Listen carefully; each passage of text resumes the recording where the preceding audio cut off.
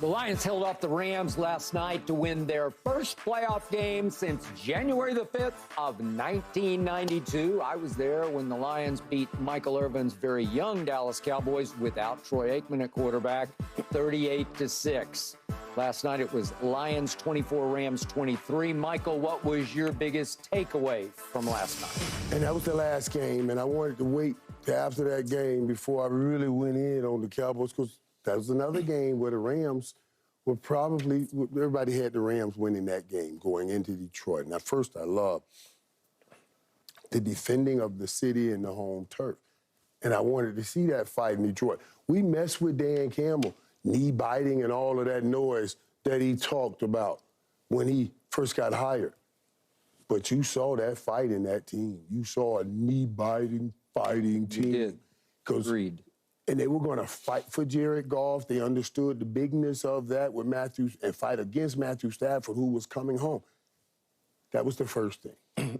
Before I can talk about what I saw in the skill, I enjoyed watching that great will, since we don't have it, in Dallas, in that team. And, I mean, they executed. What I found was interesting was neither team ran the ball great. So this game came down to a Jared Goff and a Matthew Stafford. And Stafford was throwing some balls. Hey. He was making some incredible throws, man. He was making some incredible throws. But Jared Goff and that team stayed right in there. And they fought, and they won that game. You saw the enormity and what that game meant to that whole football team. They played that game in that city. When I watched Houston the day before, right, we all thought Cleveland going to Houston and maybe that team was too young. When I watched Houston, I said, I can't make that mistake tomorrow. Now you see what that whole game meant to all of those guys on that team.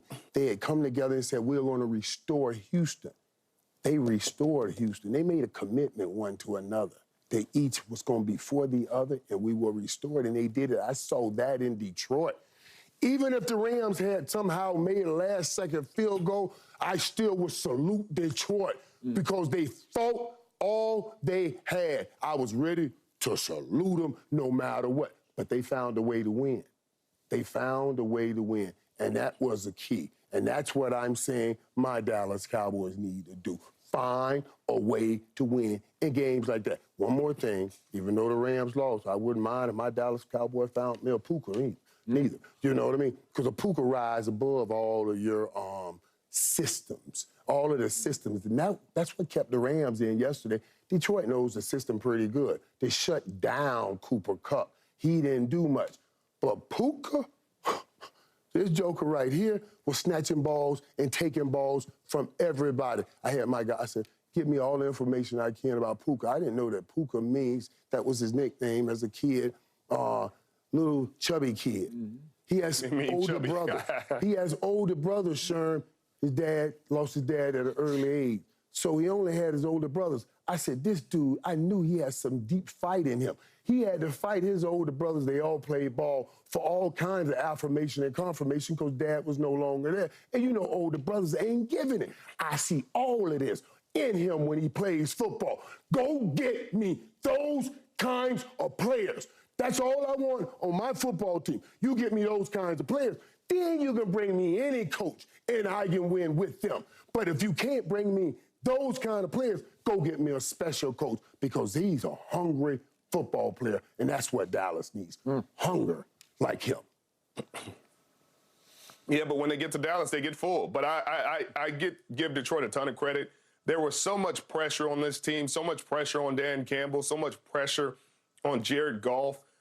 Matt Stafford and the Rams, Sean McVay, Raheem Morris came in with no pressure, no expectations. They had already overachieved, even getting into the playoffs with this roster that they had. You hear Sean McVay talk about refinding and rekindling his love for coaching with this team, because this is probably the best coaching job he and Raheem Morris have had to do in their coaching careers because they didn't necessarily have the talent to start the year. You heard the storylines coming out of L.A. and training camp is Stafford's too old. His wife saying he can't trying to relate to these young guys. And you look up and Puka Nacua has the greatest rookie season of any receiver in the history of the game. And they go to the playoffs and they're in Detroit. And I know the Detroit fans had to be sitting there like, not like this, not Stafford coming back to Detroit and beating us after never winning a playoff game for us in his entire great career here. But he's going to come back and put us out of the playoffs in our greatest year in 3 decades. Like, I was sitting there like, no, come on, Detroit. Don't do this. Do not do this. And they did not. They stood up. They stood up. They made big plays down the stretch. Amon-Ra St. Brown, the huge first down at the end of the game. Jamison Williams. There was a Reynolds who was a Rams kind of giveaway. And he played spectacularly. Jared Goff played a really good game. And then defensively, they did enough. You know, we talked about the plays where guys are running wide open.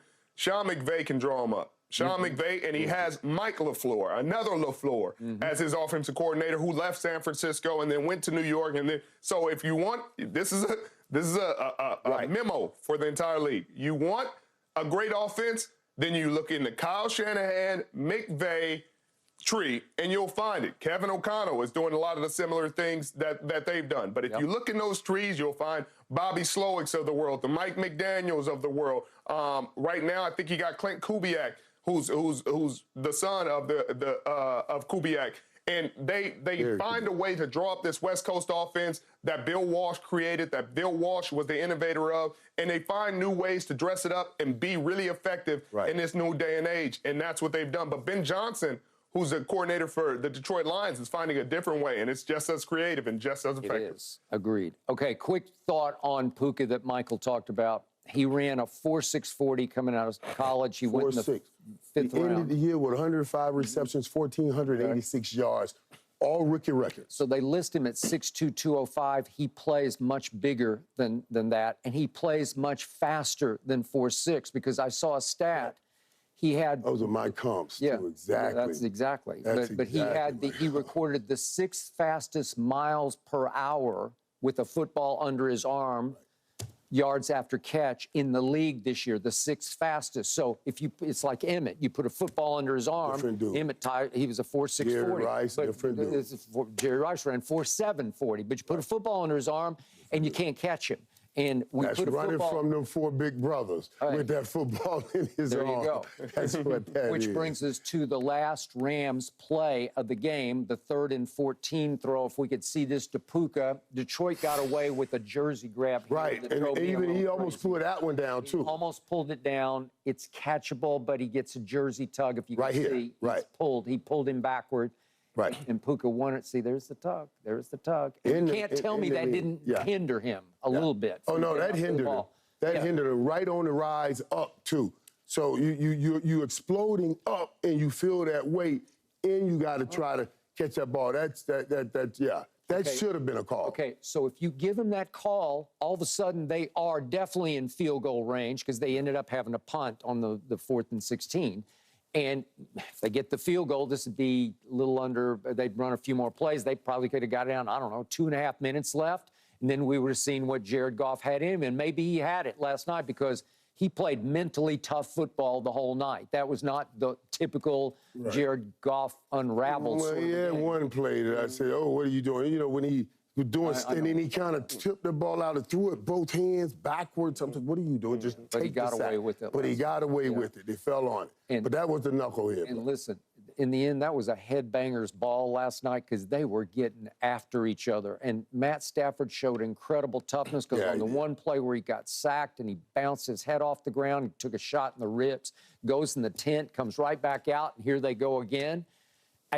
But I was with the announcer. His eyes looked like they rolled back in his head on that pick. And, so I know I was like, whoa. I was worried about it. But, the Lions had been robbed at Dallas before. They got robbed in a playoff game against Romo. Remember that call? It was a weird late call in that game. And then they got robbed this year at Dallas in the regular season game.